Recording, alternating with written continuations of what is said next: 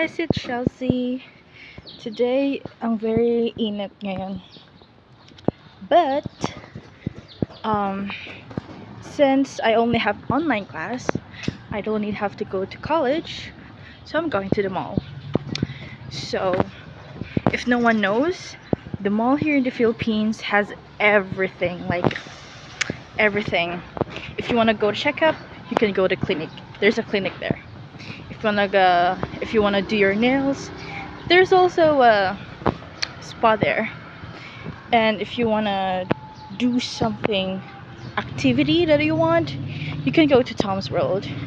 So now, which I only have online class, which is, I mentioned it earlier, I'm going to the cafe.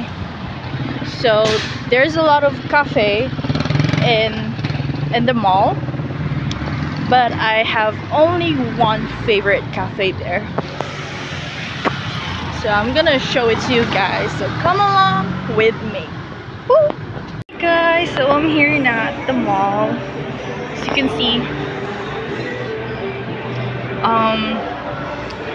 wala pa masyadong tao, pero maganda yung presence.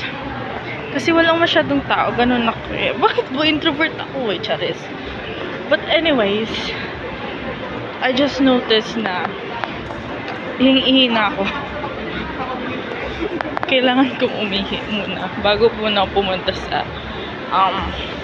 cafeteria.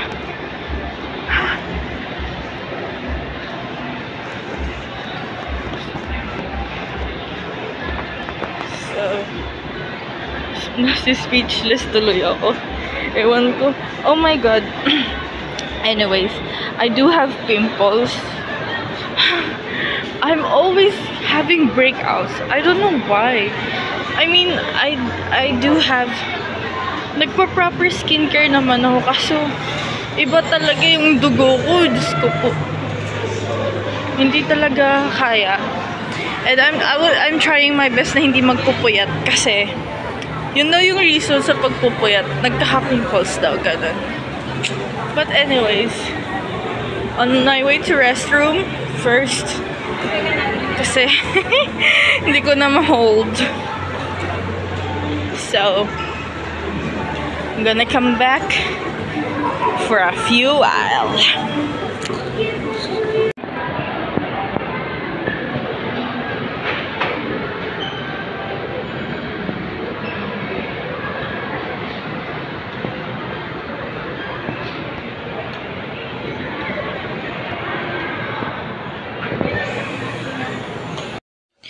So, at this point, I was kind of disappointed kasi may kumuha sa spot ko, which is yung guy na yan nasa likod ko. So now, I just had my coffee, yan, and work. Just doing my presentation. And I was kind of like, my back hurts. I feel like I need to, like, basta yun, parang gusto ko na yung pauwiin sila, charis. Hindi naman. But yeah, that's me. So guys, tapos na ako sa PowerPoint. I already downloaded it. So, in-upload ko na lang. Okay? In-upload ko na lang siya kasi kailangan. Alam mo yun, like, at least tapos na, diba? So, aaralin na lang. Like, fully aral talaga. And then after, if hindi ako makakapag-focus sa binabasa ko, pag hindi ako nakakapag-focus sa sinusulat ko, magbabasa ako. Kasi, may online class pa ako after 2 hours.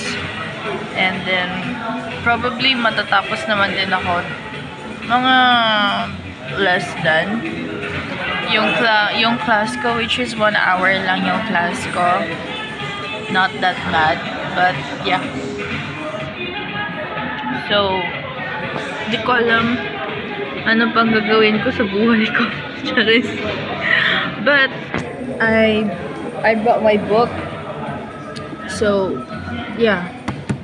Tulad nga yung sinabi ko, pag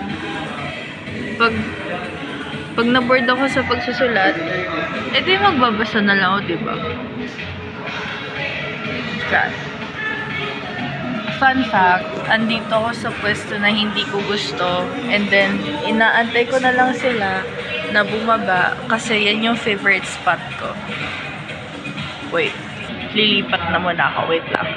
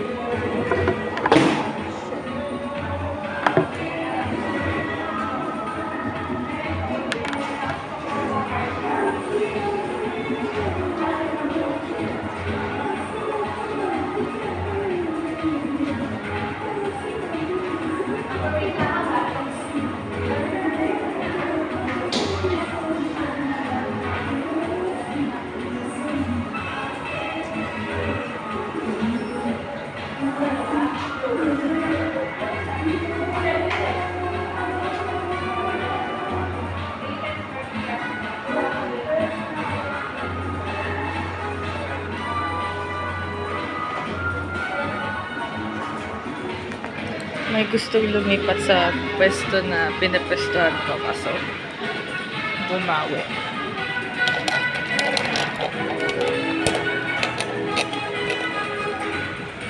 Now, I am fully settled. This is my book, my coffee, my laptop, and my bag.